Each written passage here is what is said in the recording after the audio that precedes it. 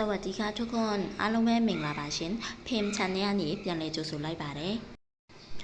ဒီကနေ့မှာတော့ထိုင်းလို့ပေါ့နော်แล้วဆိုတာနဲ့ပတ်သက်တဲ့စကားလုံးကိုဘယ်နေရာမှာသုံးနည်းလဲဆိုတာနဲ့ပတ်သက်ပြီးတော့လာပြီးတော့မျှဝေပေးတော့မှာဖြစ်ပါတယ်ရှင်แล้วဆိုတာကကြတော့အားလုံးသိထားပြီးတဲ့အတိုင်းပဲ ANDN နဲ့အတိတ်ပဲတူရယ်နှင့်ပေါ့နော်စကားဆက်ပေါ့နော်အဲ့လိုသုံးတာရှိပါတယ်နောက်တစ်လုံးမှာဆိုရင်တော့แล้วก็ဆိုတာကဒီစကားပြောတဲ့အခါမှာပေါ့နော်သုံးတာပေါ့စကားဆက်အနေနဲ့သုံးတာแล้วก็ပြီးတော့အဲ့လိုအတိတ်ပဲရပါတယ်နောက်တစ်လုံးမှာဆိုရင်တော့แล้วไงဆိုတာကကြတော့ဒီသူတို့နည်းနည်းစိတ်အခက်မတင်ဖြစ်တဲ့နေရာမှာပြောတာပေါ့နော်แล้วไงဆိုရင်မြန်မာလိုပြန်မယ်ဆိုရင်တော့အဲ့တော့ဘာဖြစ်လဲအဲ့လိုအတိတ်ပဲပေါ့နော်แล้วไงနောက်တစ်လုံးမှာဆိုရင်တော့แล้วไป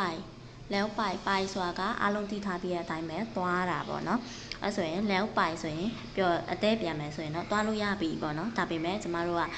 ဒီတို့ဘက်စကားအပြောနဲ့ပြန်မယ်ဆိုရင်တော့แล้วไปဆိုလို့ရှိရင် never mind နဲ့အတိတ်ပဲတူပါတယ်နောက်တစ်လုံးမှာဆိုရင်တော့แล้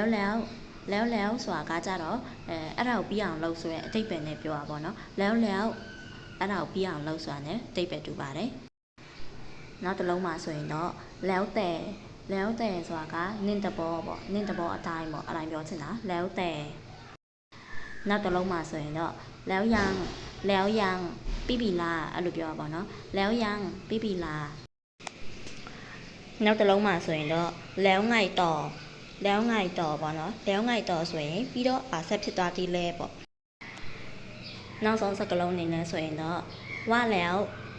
ဆိုတာကငါတီးပြီလို့ပြောရပါငါတီးပြီဆိုရင်ว่าแล้ว